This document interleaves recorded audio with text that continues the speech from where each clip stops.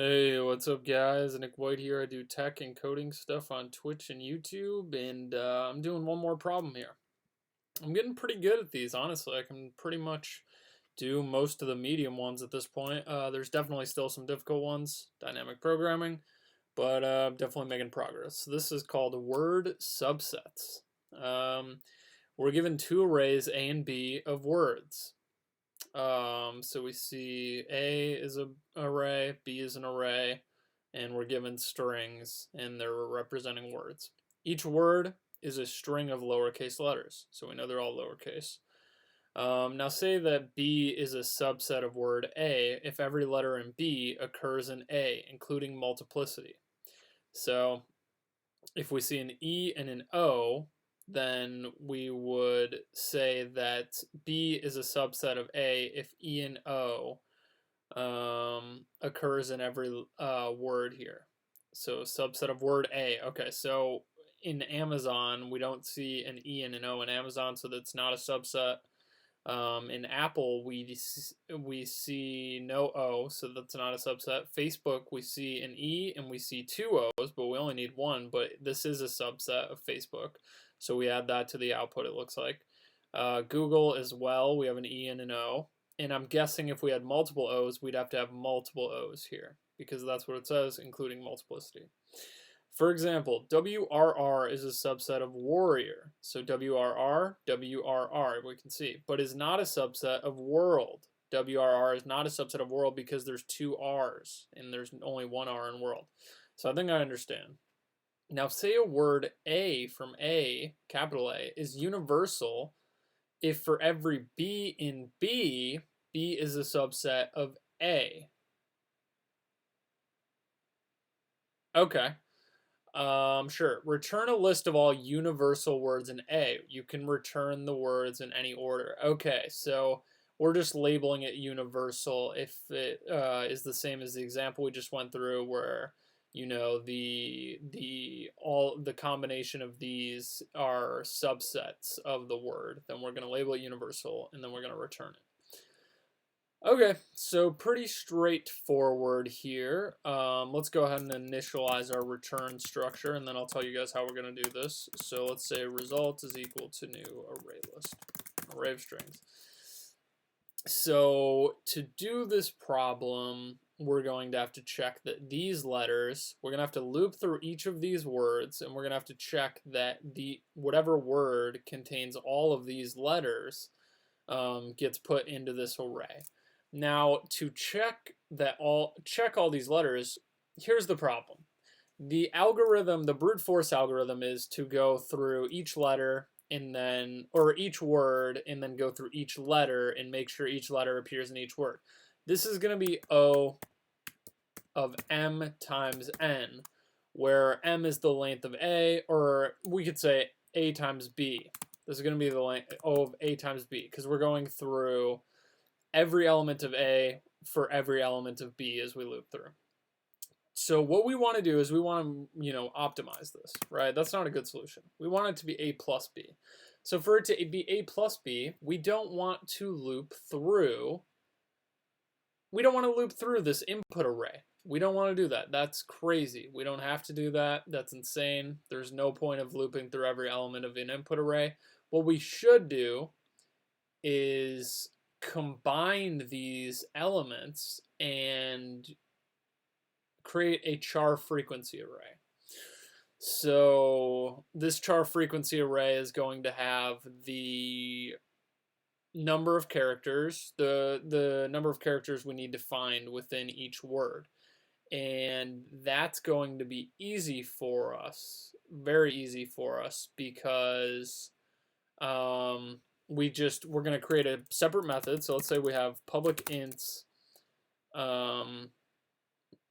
count, get char frequency. You can call it whatever you want. And we're going to pass in string s, right? So to do char frequencies, this is going to be constant size data, so we don't really have to worry about data here. We're going to have results is equal to new int 26, and we're going to loop through each character in the string. So we could do char c in s.toChar array. There's a few ways of doing this, but this is fine. And then just the standard incrementing of each character. So the index and increment, and then return result. So this is going to be our helper method. We're going to use this a few times here. Now, the main idea of this is we're going to loop through B first, right? So we don't want to have nested for loops here. We're going to do separate for loops, and this is going to give us that A plus B runtime. So we're going to do for int I equals 0, I less than b dot length I plus plus, and b is an array, so I don't know why I did that. String current word is equal to b of I. So we have the current word, and we're going to want to build this char frequency is equal to get char frequency of current word. And now that we have the char frequencies of current word in an array, this array with the char frequencies, you hopefully you're familiar with that concept. We're going to have this max array. So max b frequencies, bad variable naming here, is equal to new int of 26. And we're going to do a simple loop through from I to 26. So it is a nested for loop you can see here. But the inner for loop is only to 26. And obviously you'd want to break that down eventually. If your input size was 20 million, then you'd have to go do 26 million. So that's not amazing, but it's definitely better than if both input sizes are a million, and a million times a million is definitely way bigger than 26 million. So hopefully that makes sense. So we're going to loop up to 26. 26 is constant, so it's not that difficult to handle here. And we're going to set max b frequencies of I equal to, and we're actually gonna have to use j here because we already used I above. So max frequencies of j is equal to math.max. We want the max frequency of the current value, which would be 0 at first, and the char frequency we got from the word. So both of these arrays are 26 in length. So this char frequencies and this max b frequencies, both 26. So when we loop through, we can access each index respectively. We're initializing a max value. So for each word, we're getting the max frequency of the character. So for example, this is our input array. What we want is we want to have 0, 1, we're gonna have 0 A's, 0 B's, and then we're gonna have, it looks like 1 C is going to be the max of all 3 of these words, right? We're looping through each word and we're getting the max frequency count. Now imagine that this had 4 C's. We would actually loop through each word and we'd grab the one with 4 C's and we'd make sure that 4 C's were at least in the words that we're going to put into our ending array.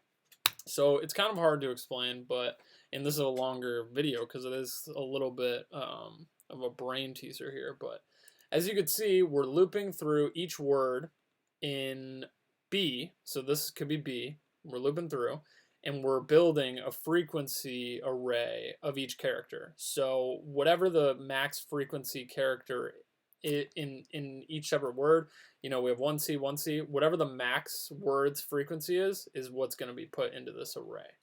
They don't really give good examples to work on, but I think you should understand that. So we get the max. Now we have our max table, right? So we know the maximum character frequencies that we're going to need to now look for in each of these words of A. So now we can look through A. So let's just make sure that we have everything in order here. It looks like we have an extra brace here. I think that's fine. I don't know where that extra brace came from, but this is a separate method. That's why. Okay. Okay.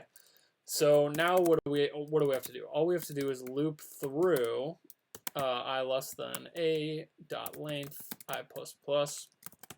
We're gonna just use string current word again.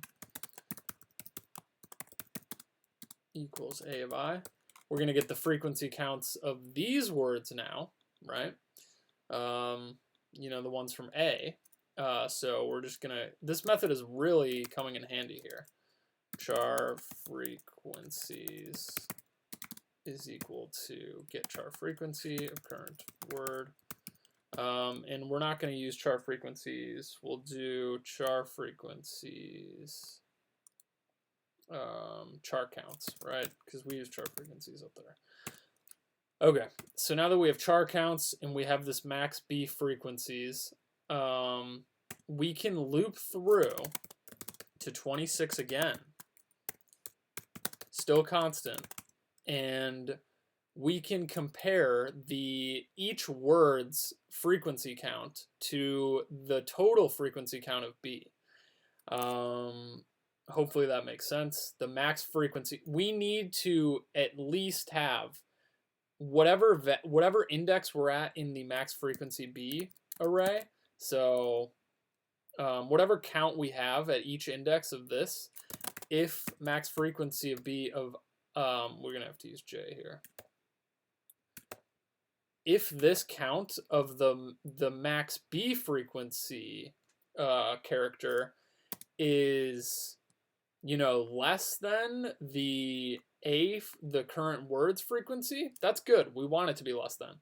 But if it's greater than it, then that means that the word doesn't have all the characters that we need, if that makes sense. So if char counts, if max B frequencies of J is greater than char counts of J, that means that the word doesn't have all the characters we need, so that word's going to get we're not going to be putting that into our result array. So we could have a Boolean to handle this, and we could have a Boolean valid is equal to true, so we'll have it set to true at the beginning. If it's, you know, if we're doing this loop and we see that this condition hits, then we're obviously going to do valid equals false. So this is no longer a valid string, and we're going to just keep looping to the next string. And we might as well just break out of this 26 loop while we're at it. And then we could just do if valid, then we can just do results.add current word. And that is going to be building our whole result array. We're making sure that we combine all of the strings in B, the B array. This is the ending wrap up here. We get the character counts of the combined words. So imagine low and EO. You know, it's going to be 1-0, but we're kind of getting the max frequency count from B's words. We're looping through, getting the max frequency count of each split up word, and then we're making sure that each word has at least that many characters. That we have this new subset now, and we're making sure that each word you know, has at least that many letters. Hopefully this makes sense to you. It's really kind of hard to explain, honestly. One of the hardest ones I've had to explain, but it's, you know, still rusty. So let's submit. Probably some errors here. Int cannot be converted to int. I said public int, but it's actually int array. Sting, not sting. There we go, success. So, okay, one more time. I know I've been having a tough time. If we look at A, it's so hard to explain this, guys. Like, without sounding stupid. And we look at B. So B, in this case, we'd want to make sure that each word has an E and an O. So why not build a table, which is what we're doing. We're building a table, char counts or whatever. It's actually the max B frequencies is the table that we're looking at. And the table has the count at each index from 0 to 26 of our, so for there's 0 A's, 0 A's, 0 B's, 0 C's, 0 D's, 1 E, and then there would be 1 at E's index and O's index. Now we have to make sure each of these words also has a 1 at the E index it can have whatever it wants before that. It can have, you know, all these other, it could have two A's, it could have 3 B's or whatever, but it has to have at least one. It could have two E's, but it has to have at least one E. So that's the whole problem. We were able to cut it down into 2 separate for loops instead of a nested for loop where we have a constant iteration of 26. This is a longer problem. Hopefully you guys understand that. It's a pretty cool problem. And sorry for the rough explanation, but you really need to understand these problems. So thank you for watching and check the next video. See ya.